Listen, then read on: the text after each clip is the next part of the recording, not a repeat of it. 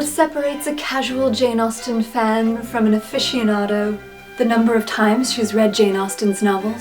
Or her consuming love for Mr. Darcy? She finds her way here to the world's only immersive Jane Austen experience. Hi, welcome to Virtual Jane Austen Con. It's being put on by Bianca Hernandez. I'm so excited to be participating this year. If you don't know me, I'm Kate of Kate and Kat. I'm a budding historical costumer, a book designer, and an Austen aficionado. Today we're going to get into why Austenland is the best modern adaptation of Jane Austen's work.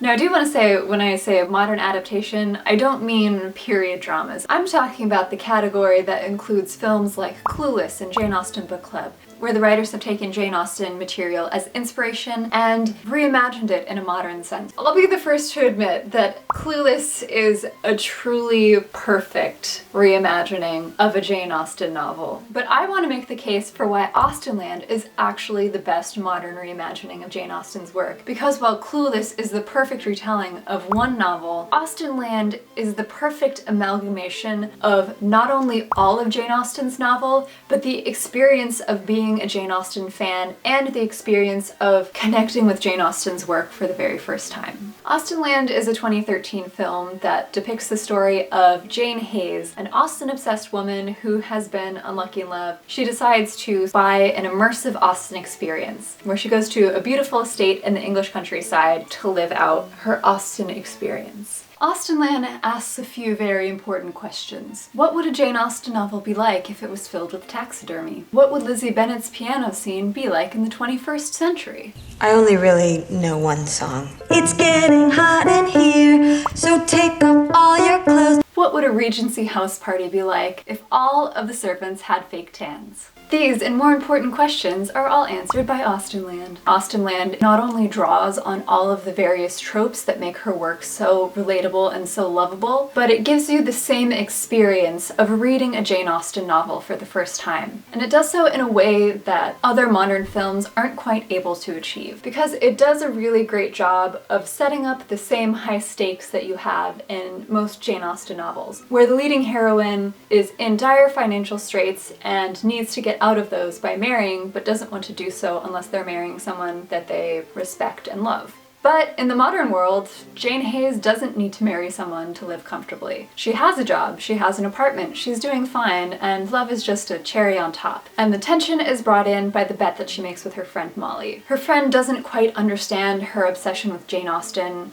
her various shrines to Darcy around her living room, or her life-size Darcy cardboard cutout, which her male suitors don't quite love. Molly bets Jane that there's no way that the Austen experience will live up to what she's imagining in her head. If I win, you de-Austen your room. If that's the case, when Jane returns from her trip, she needs to lead a more balanced life. Because Jane has built so much of her life and personality around Jane Austen's works, sounds familiar, doesn't it? It means that the stakes are very high for this trip, or else a little bit of Jane's life has been for naught. That's what stands in for the economic pressures of marriage. Jane has to fall in love with this experience in order for all of her lifelong passions to be worthwhile, to be valid. And that drops us right into all of the Austen tropes that we know and love. It features Carrie Russell as our heroine Jane Hayes, who, when she reaches Austenland, will be known as Jane Erstwhile. She's the poorest of all of the guests at Austenland. We do offer several distinct experiences. You have paid for the basic copper package. I'm sure you'll understand there will be some exclusions to your trip.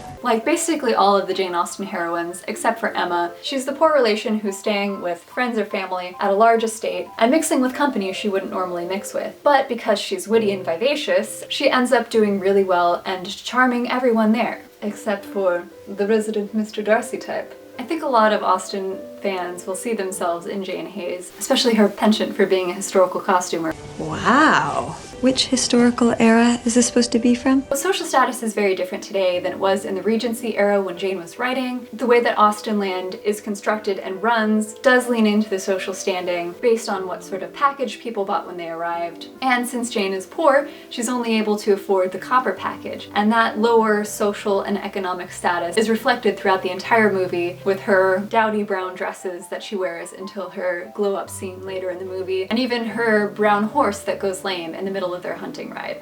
There's something wrong with the horse. crap copper package. The social inferiority and lack of financial stability comes into play in so many of the books. Elizabeth Bennet, who is insulted for her inferior social standing during his first proposal, the Dashwoods, who are stuck in dire straits when their brother refuses to give them the sort of inheritance that they were expecting upon their father's death. Fanny in Mansfield Park, whose family is not able to financially keep her, so she is forced to bend to the whims of her extended family that does have the resources to take care of her. Basically, the only Austen character who doesn't have to worry about money is Emma, and that's why she got her own movie, Clueless. And the movie is constantly making reference to Austen's work. Like the first dinner scene where Henry and Jane have a conversation about first impressions. Do you really believe, Mr. Nobly, that you can know the worth of a person at a glance? Can you tell me that within the first few moments of meeting each person in this room, you didn't form firm opinions of their character? Well, it'd be a shame if my first impression of you proved correct. First Impressions being the original title for Pride and Prejudice, and they reflect a similar dynamic to Lizzie and Darcy, and you can see the beginnings of their intellectual attraction to each other forming. You have the hubbub over Captain East returning, the handsome sea captain who comes back and causes an uproar within the small social circle. Good morning, ladies. Which is very similar to when Wentworth arrives in town. There's also the play or theatrical scene. Are they acting? I don't know what's real or what's not anymore. What if she actually is In love with him? Well, don't you think it's possible to confuse truth with fantasy? I mean, what's going to happen when the theatrical is over? Which harkens back to Mansfield Park, which ends up in Henry and Maria Bertrand's ill-fated romance. In the incredibly swoon-worthy scene where Henry Nobly rides up on horseback to rescue Jane from the rain. Jane from the rain in Spain. David by a bandit here. I wasn't raised to leave a woman alone in the woods. Which could be a callback both to Willoughby saving Mary Ann, or Wentworth's concern for Anne Elliot when she needs to walk home in the rain. And beyond making references to the various storylines in Austen's work, it also relies on a lot of the same character archetypes and tropes to propel the story forward. Obviously, we have Jane Hayes, the heroine. She's beautiful, vivacious, smart. The hero falls in love with her not because of her beauty, not because of her dowry or her social connections, but because of her mind and how she's able to engage him intellectually. Then we have Henry Nobly, the steadfast love interest. In the movie, he's likened a lot to Darcy, but realistically, he also is a pretty good stand-in for someone like Brandon, Captain Wentworth, Knightley, and you may recognize Henry Nobly because he played Henry Tilney in the film adaptation of Northanger Abbey. He is the reliable, smart, strong character who falls in love with the heroine for exactly who she is, not what she has to offer financially or status-wise. Elizabeth Charming is kind of an amalgamation of a variety of characters. She can range anywhere from Jane to Mrs. Bennet, but quite frequently she's got a real Harriet sort of vibe because she's quite cheerful, but not necessarily the smartest. I really adore conversating. But she's there to support the heroine through her journey to love. She's as dumb as a light post. I love stealing things from her. Bret Mackenzie of Lord of the Rings and Flight of the Conchords fame stands in as the handsome, charming, but ultimately dastardly Martin. Throughout the beginning, Martin seems like he's a great guy. Maybe he's the more realistic and down-to-earth one. Oh, you've got really great taste in gowns. You make it a little hard for me to take myself seriously in this getup. But all of that charm is hiding his duplicity. His character is similar to Wickham, Willoughby, or Frank Churchill, where he's really fun, but he's leading the heroine on. But it's hard to tell, and that's part of what makes it feel so much like a Jane Austen novel, is if you've never seen the movie before, when you first watch, you think he might be the right love interest. Martin, I am so sorry about this afternoon. And you think that maybe Nobly is kind of rude and elitist and doesn't like Jane. But as you go on, you see the man who's charming in the beginning isn't always the one with the purest intentions or motives. As we find out with Martin, he's just a minion of Wattlesbrook and is there to perform his job of making Jane fall in love with him. I can't believe you didn't get Jane. I mean, she was anyone's. Wattlesbrook plays into the trope of the rich, classist woman. Think Lady Catherine de Bourgh or Frank Churchill's aunt. She's there as a critique of all the flaws in this sort of system. The elitism, the rudeness, the snobbery. First that horrid little song, and now this. You're really going to kick me out? I'm afraid it is time for you to leave. Wait! This is all my fault. I think the best thing is we should pretend like it never happened. And that's reflected also in her husband, Mr. Wattlesbrook, who the actor also played Mr. Hearst in the 1995 Pride and Prejudice. That tells you exactly what kind of character trope he embodies. And that is my husband. He's the ne'er-do-well husband, and their union is there to show you what a mercenary marriage ends up looking like, what happens when two people who have bad character end up together, and the sort of misery that can produce. Then there's Lady Amelia Hartright, who is a different version of the duplicitous woman. She is about the same age as Jane, and she is a little bit more nefarious, where her beauty and charm are covering up her bad character. It pained me to be so dishonest with Mrs. Wattlesbrook back there, but so long as you are my dearest friend, I'll keep your secret. But the most important trope that the movie follows is the heroine's journey of self-discovery, which in Austenland is embodied in the 80s or 90s style makeover montage. In almost all of Jane Austen's novels, before the heroine gets her happily ever after, she has to go through some sort of epiphany and character change. For Elizabeth, that was realizing that she was being a bit too harsh on Darcy and revising her view of things. For Anne, it was realizing that she had to stand up for herself and speak her mind. For Emma, it was the realization that she needed to meddle less in other people's affairs and to not be so high and mighty sometimes. Or the Dashwood sisters, the realization that they each needed a little bit more sense or sensibility. And in the film Austenland, Jane has the epiphany during the ball that she wants something real. You were right. This is a dangerous kind of game. What do you want? I want something real. And she walks away from what she sees as fake. Once she has the realization that in fact what was real was also fake, she walks away again.